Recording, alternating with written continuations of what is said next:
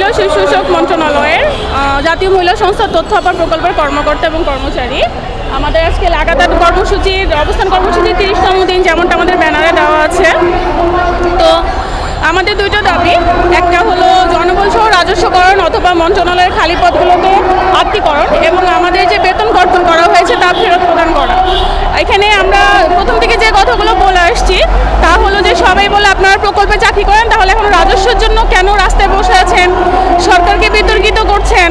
প্রকল্পে চাকরি মানে চুক্তিবদ্ধ। তো আপনারা যেটা জানেন, আমরা আগেও বলেছি যে আমাদের প্রকল্পের ডিপিপিতে উল্লেখ ছিল প্রজেক্ট শেষ হলো জনবল সহ রাজস্বকরণ করা হবে, যার কারণে আমরা যখন সবাই প্রকল্পে জয়েন করি প্রথমে ঠিকই আমরা জানতাম যে চুক্তিভিত্তিক। যখন আমরা ডিপিপির বিষয়টা দেখি আমরা তখন অত্যন্ত আন্তরিকতার সাথে কাজ করি। তার প্রমাণস্বরূপ আমাদের গ্রামীণ সুবিধাবঞ্চিত যারা নারী ছিলেন তাদেরকে 1 কোটি নারীকে সেবা দেওয়ার কথা ছিল, সেখানে আমরা 2,30,00,000 মহিলাকে সেবা দিয়েছি।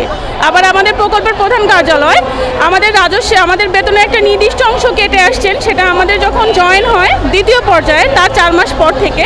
এবং যখন আমরা জিজ্ঞেস করি তারা বলেছেন যে রাজস্বে গেলেই সুবিধা হবে। এখন পর্যন্ত তারা এটার কোনো ডকুমেন্ট, লিখিত প্রমাণ বা কিছুই জানান নেই। উল্লেখ্য, আমাদের মহিলা ও শিশু বিষয়ক মন্ত্রণালয়ের অন্যান্য যে প্রজেক্টগুলো আছে সেখানে সবারই বেতন স্কেল এটাই, মানে হলো 10ম গ্রেডে 27,100 আর হলো 16 গ্রেডে 17,045 টাকা। তো তারা বলছেন অর্থ মন্ত্রণালয়ের প্রজ্ঞাপন। আসলে বিষয়টা হাস্যকর। একটা মন্ত্রণালয়ের এতগুলো প্রজেক্ট, অর্থ মন্ত্রণালয়ের প্রজ্ঞাপন শুধু তথ্য আপার ক্ষেত্রে, বাকি প্রজেক্টের ক্ষেত্রে এই প্রজ্ঞাপন জারি হচ্ছে না। তো আবার আপনারা জানেন যে আমরা আমাদের কর্মসূচির প্রথমে 5 দিন টানা অনশন ছিল। তারপর আমরা আমাদের প্রধান উপদেষ্টা মহোদয়ের দৃষ্টি আকর্ষণ করার জন্য যখন লং মার্চ টু যমুনায় যাচ্ছিলাম, আমাদের অনশনরত মেয়েদের উপরে লাঠিচার্জ করা হয়, বুটজুতা দিয়ে লাথি দেওয়া হয়। ইনফ্যাক্ট আমাদের মধ্যে কিছু প্রেগনেন্ট মেয়ে ছিল, তাদেরকেও মারধর করা হয়। কিন্তু এই বিষয় নিয়ে এখন পর্যন্ত আমাদের মন্ত্রণালয়, আমাদের মহিলা বিষয়কের উপদেষ্টা কেউ এটা নিয়ে কোনো প্রকার কোনো কথা বলেননি।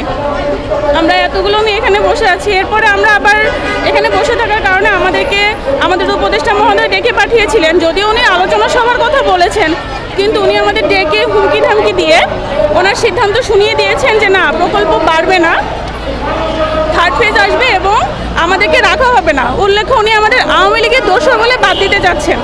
আসলে আওয়ামী লীগের সময় অনেক নিয়োগ হয়েছে, তার মধ্যে এক তথ্য আপায় আওয়ামী লীগের দোষর, বাকি কেউ না। বাদ দিলে সবাই বাদ যাবে। আর সবচেয়ে অদ্ভুত বিষয় হলো আওয়ামী লীগের যে প্রকল্প সেটা উনি ঠিকই 3য় পর্যায়ে আনছেন, অথচ যারা প্রকল্পটাকে সফল করে 3য় পর্যায়ের জন্য যোগ্য করেছে তাদেরকে রাখছেন না। তো ব্যাপারটা অদ্ভুত না যে আওয়ামী লীগের প্রকল্প ভালো লাগে, যারা সফল করেছে তাদের ভালো লাগছে না? আসলে কথার কোনো যুক্তিকতা নাই। আর ওনাদের আমরা চ্যালেঞ্জও করেছি আমাদের মেয়েদের মধ্যে আমরা কারা আওয়ামী লীগের দোষর, কারা আমাদের পড়াশোনার সময় আওয়ামী লীগের পক্ষ হয়ে কাজ করেছি বা নেত্রী ছিলাম, উনি এটা প্রমাণ করুক। যাদেরকে প্রমাণ দিবে, যাদের ক্ষেত্রে প্রমাণ করতে পারবে আমরা চলে যাব, কোনো সমস্যা নাই। কিন্তু যাদের ক্ষেত্রে প্রমাণ করতে পারবে না তাদের তার রাজস্ব করুক। আসলে ওনাদের কথার মধ্যে কোনো সামঞ্জস্যতা নাই।